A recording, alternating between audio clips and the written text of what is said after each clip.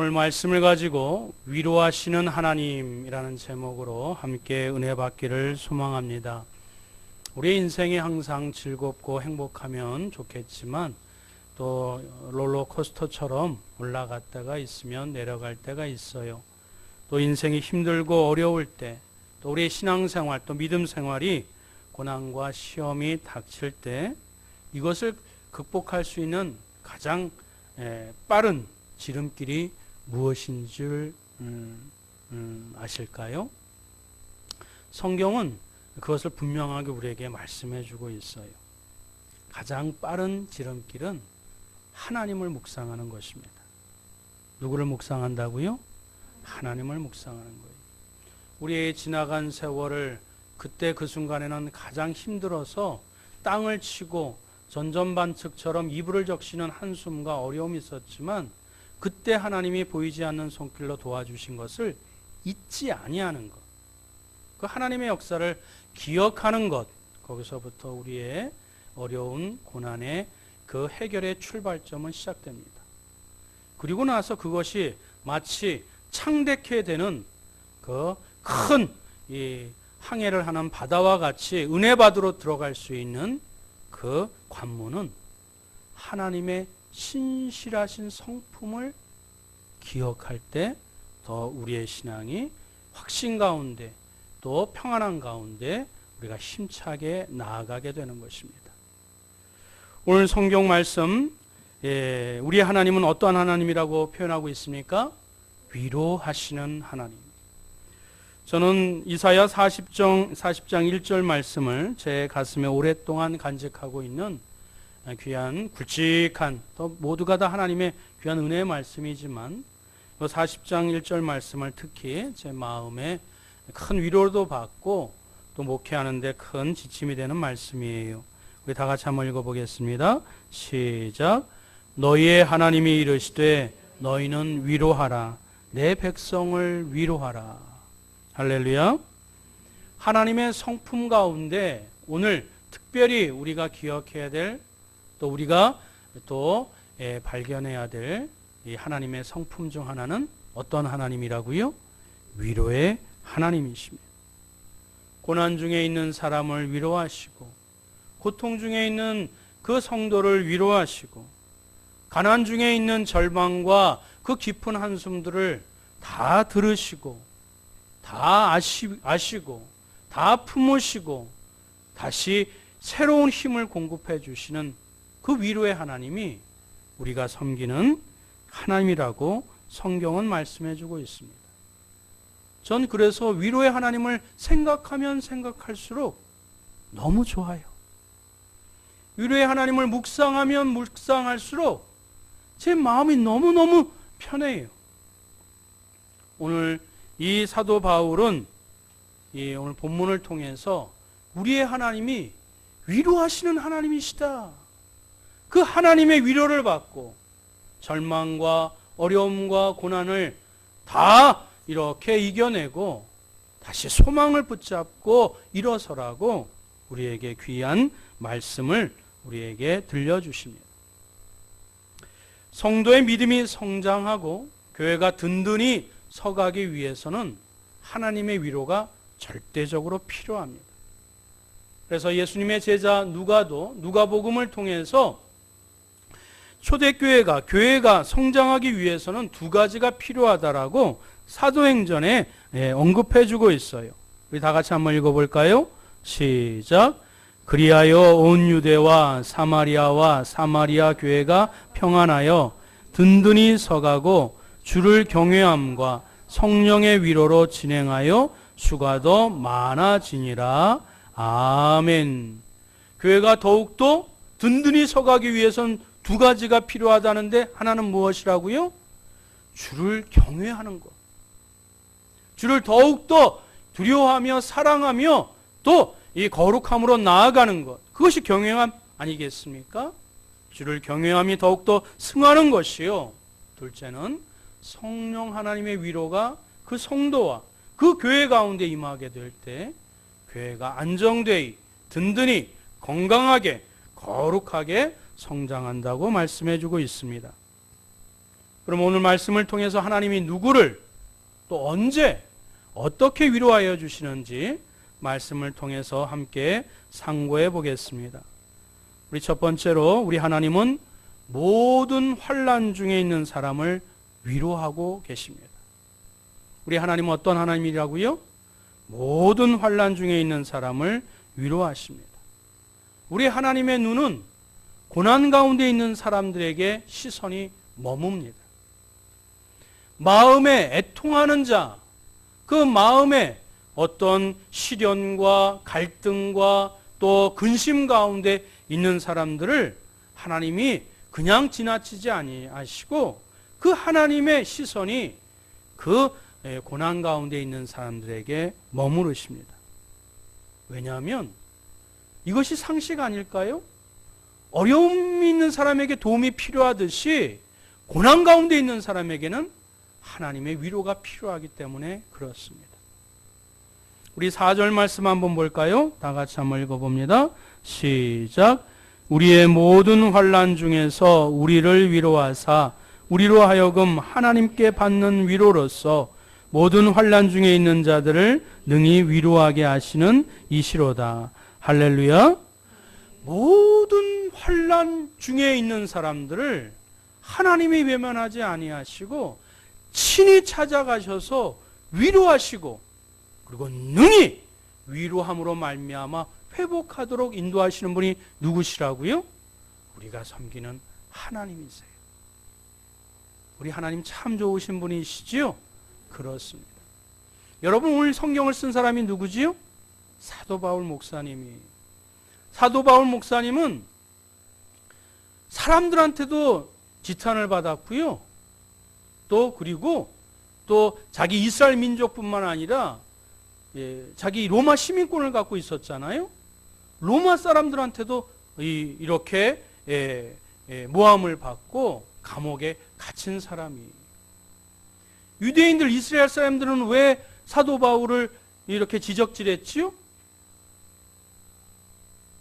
예수님을 핍박했던 사람이잖아요.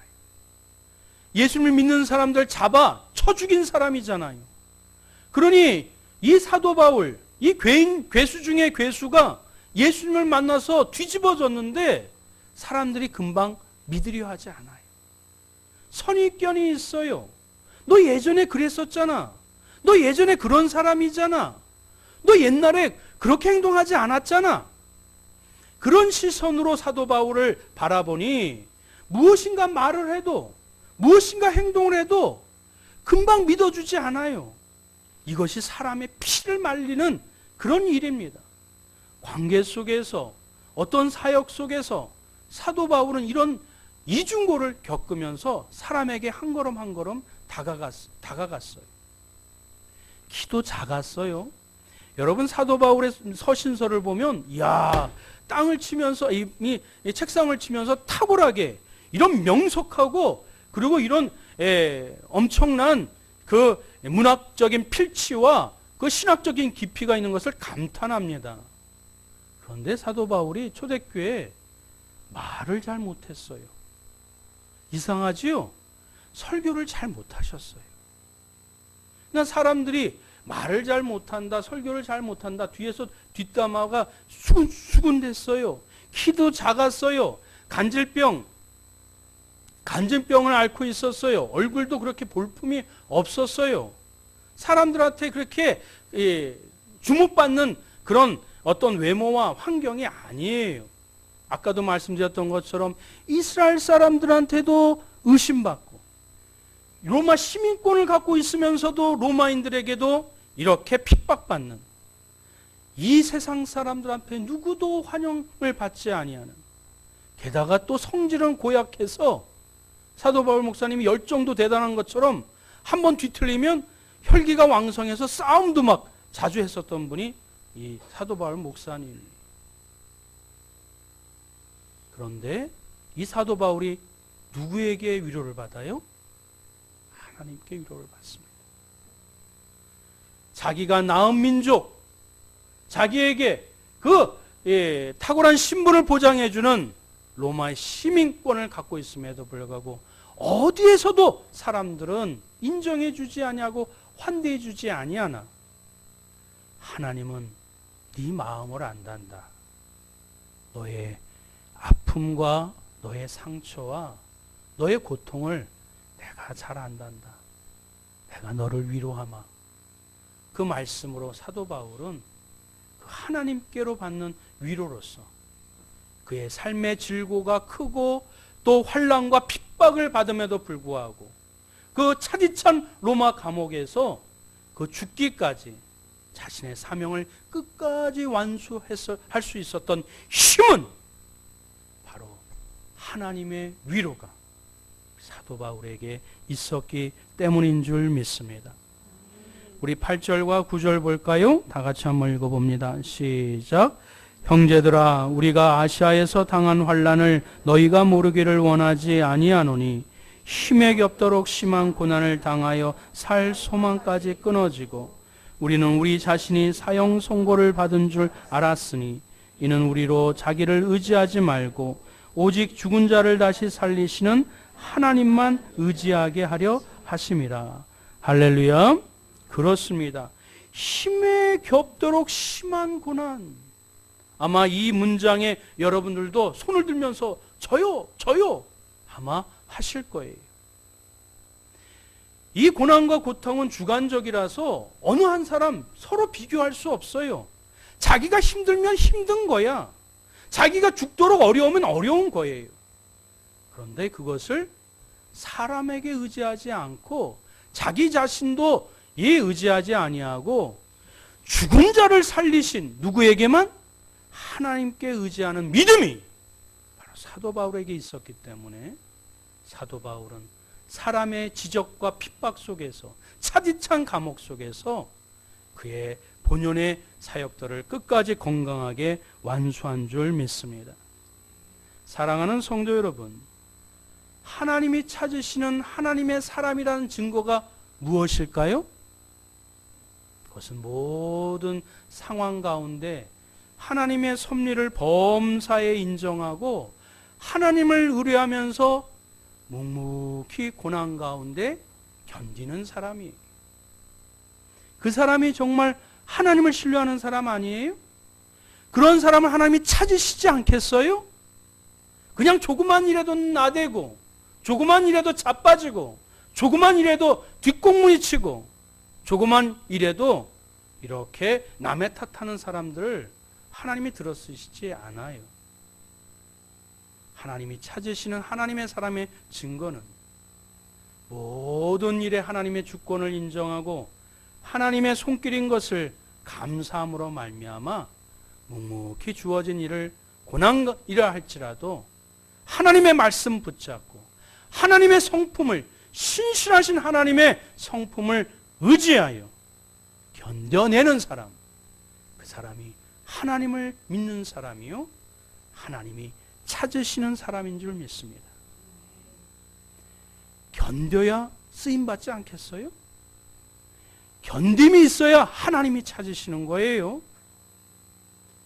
우리의 십자가 끝까지 견디셨기 때문에 지금까지 영원히 쓰임받는 나무가 된 줄 믿습니다. 사랑하는 성도 여러분, 우리의 삶 가운데 하나님께서 때로는 고난과 역경이 있을지라도 하나님 성품 자체가 위로하시는 하나님이시기에 그분 앞에 겸손히 찾아가셔서 두 손 모으시고 무릎 꿇으시면 잔잔하게 보이지 아니하는 하나님의 따뜻한 위로하심이 그의 차가운 심령을 소생케 하고 다시 눈을 떠 하늘을 바라보고 나아갈 수 있는 힘, 그 사랑의 힘, 은혜의 힘을 공급하여 주실 줄 믿습니다. 모든 환난 중에 위로하시는 하나님을 찾으시길 주님의 이름으로 축원드립니다. 두 번째, 우리의 하나님은 고난의 목적을 알려주시기 위하여 위로하십니다. 우리 위로의 하나님은 어떤 하나님이시라고요? 고난의 목적을 알려주시기 위해서 위로해 주세요. 하나님의 사람들이 거쳐야 될 학교가 있어요. 어떤 학교일까요? 새가족 성경 공부? 제자 훈련? 성경에서 말씀하고 있는 광야라는 학교가 있어요. 무슨 학교라고요? 광야 학교. 역경 학교라고도 얘기도 해요. 고난의 학교라고도 해요. 비유적으로. 그러나 사실적으로 광야의 시대가 있었기에 광야 학교라고 얘기합니다. 하나님께서 존귀하게 쓰신 믿음의 사람치고 이 광야 학교를 거치지 않은 사람이 한 사람도 없어요. 그럼 왜 하나님이 자신의 사람, 자신의 일꾼들을 그 광야로 보내실까요? 왜 하나님은 자신의 하나밖에 없는 아들을 성육신하여 이 땅에 인간으로 보내셨을까요?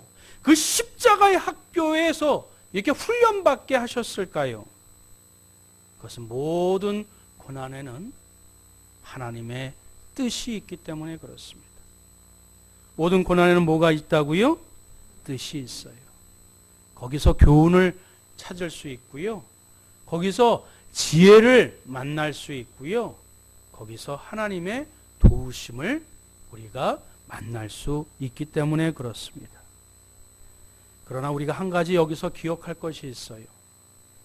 어느 때가 되기까지 하나님이 그것을 좀 감추어 두세요. 무르익을 때까지, 또 하나님을 온전히 이렇게 신뢰하기까지 하나님이 그 목적을 감추시는 때가 있어요. 자, 그러면 이 고난의 목적 가운데 하나가 우리 4절인데요. 우리 4절 한번 읽어볼까요? 시작. 우리의 모든 환난 중에서 우리를 위로하사 우리로 하여금 하나님께 받는 위로로서 모든 환난 중에 있는 자들을 능히 위로하게 하시는 이시로다. 할렐루야.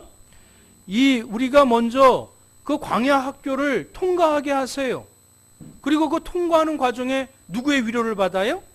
하나님의 위로를 먼저 체험하게 하세요. 그래서 하나님의 위로로 말미암아 우리 먼저 믿은 사람들이 그 광야를 거치고 또 그 어려운 역경을 이겨내게 하세요. 그런데 거기서 멈추지 않으세요. 이 위로가 누구의 역사하여? 너희 속에 역사하여 우리로 하여금. 가만히 있어. 우리 4절인데. 그래요. 자, 우리 4절 다시 한번 읽어봅니다. 시작. 우리의 모든 환난 중에서 우리를 위로하사 우리로 하여금 하나님께 받는 위로로서 모든 환난 중에 있는 자들을 능히 위로하게 하시는 이시로다. 아멘. 우리를 위로하사 누구로 하여금? 하나님의 위로로 말미암아 극복하고 소망을 되찾은 우리로 하여금 다른 환난 중에 있는 자들을 어떻게? 능히 위로할 수 있는 자격증을 우리에게 주신다라는 거예요. 할렐루야. 그렇습니다. 하나님의 말씀으로 우리를 위로하여 주시지만 하나님의 방법은 사람이라고 얘기했지요. 그 위로함으로 말미암아 다시 회복된 그 믿음의 성도를 통해서 또 다른 고난과 환난을 받은 사람들을 능히 위로할 수 있도록 하나님의 보내심을 받는 사자가 되도록 우리를 사용하신다라는 거예요. 그것이 고난의 목적이에요. 고난을 먼저 받게 하신 이유예요. 고난을 달게 그것을 통과하게 하신 하나님의 목적 가운데 하나예요. 또 두 번째로 중요한 것은 9절 말씀이에요. 한 번 더 읽어봅니다. 시작. 우리는 우리 자신이 사형 선고를 받은 줄 알았으니 이는 우리로 자기를 의지하지 말고 오직 죽은 자를 다시 살리시는 하나님만 의지하게 하심이라. 아멘. 앞서 말씀드렸었죠. 고난이 닥쳤다는 이야기는, 역경이 닥쳤다는 이야기는, 무엇인가 힘들다는 이야기는 내가 그 문제를 이겨나갈 힘이 부족하다는 것 아니겠어요? 그것이 인간관계든 어떤 사역의 문제든 돈의 문제든 내가 그것을 감당할 수 있는 힘이, 에너지가 부족하다는 것이 고난의 이 뜻에 포함된 내용 아니겠습니까? 그랬을 때 그 고난의 목적 가운데 하나가 뭐예요? 우리로 자기를 의지하지 말고 내가 갖고 있는 어떤 지식이나 경험 거기에 자만하지 말고 네가 체험했었던 과거의 어떤 신앙의 흔적들을 의지하지 말고 오직 죽은 자를 다시 살리시는 그 자리에서, 그 현장에서 누구를 의지하라? 하나님을 의지하도록 만드시는 것이 고난의 중요한 목적이 되는 줄 믿습니다. 그래서 잠언 3장 5절 6절에 이렇게 얘기하고 있어요. 너는 마음을 다하여 여호와를 신뢰하고 내 명철을 의지하지 말라. 너는 범사의 그를 인정하라. 그리하면 내 길을 지도하시리라. 믿으십니까? 인정하십니까? 허클베리 핀이라는 책을 쓴 마크 트웨인 아시죠? 우리 옛날에 자주 봤잖아요. 거기에 아주 재미나는 문구가 있어요. 뜨거운 소뚜껑에 올라가서 딘 고양이는 차가운 소뚜껑에도 올라가지 않는 법이다. 고난 속에 자기를 의지하지 아니하고 하나님을 의지할 수 있는 그런 고난의 목적이 있음을, 고난의 목적을 알려주시기 위하여 우리를 위로하시는 하나님의 은혜가 저와 여러분들에게 있기를 축원드립니다. 세 번째, 우리의 하나님은 고난을 극복하는 능력을 주심으로 위로하십니다. 말로만 위로하지 아니하시고요, 사람을 통해서만 위로하지 아니하시고요, 우리로 하여금 그 고난을 친히 이겨낼 수 있는 능력도 부여하시는 것이 하나님의 위로의 방법입니다. 우리 6절 말씀 한번 볼까요? 시작. 우리가 환난 당하는 것도 너희가 위로와 구원을 받게 하려는 것이요, 우리가 위로를 받는 것도 너희가 위로를 받게 하려는 것이니 이 위로가 너희 속에 역사하여 우리가 받는 것 같은 고난을 너희도 견디게 하느니라. 아멘. 위로는 고난을 견디게 하는 힘이 있습니다. 위로는 무슨 힘이 있다고요? 고난을 견디게 하는 힘이 있어요.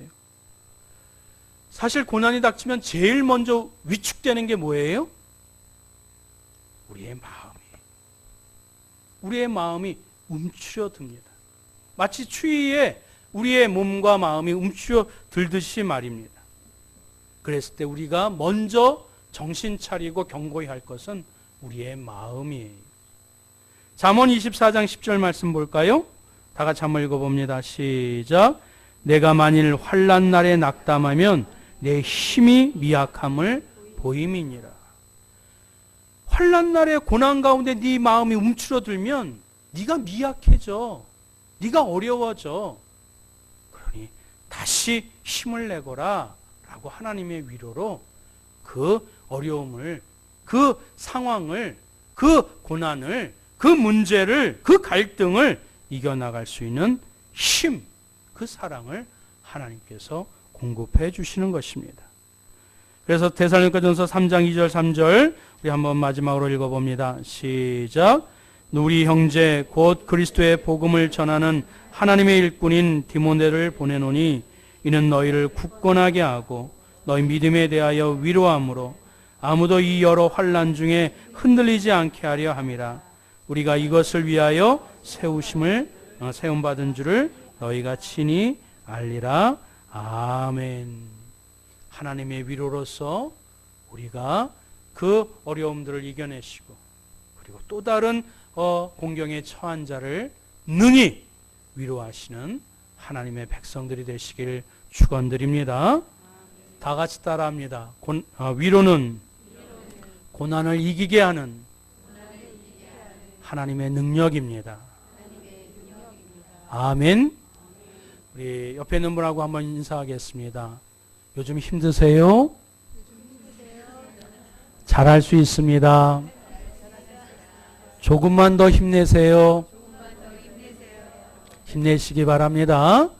하나님의 위로를 받고 그 위로로 다시 살아갈 힘을 회복하시고 그리고 그 힘으로 우리 가족들을, 배우자들을, 자녀들을 다시 또 위로하시는 믿음의 선순환의 역사가 저와 여러분들에게 있기를 주님의 이름으로 축원드립니다. 아멘. 우리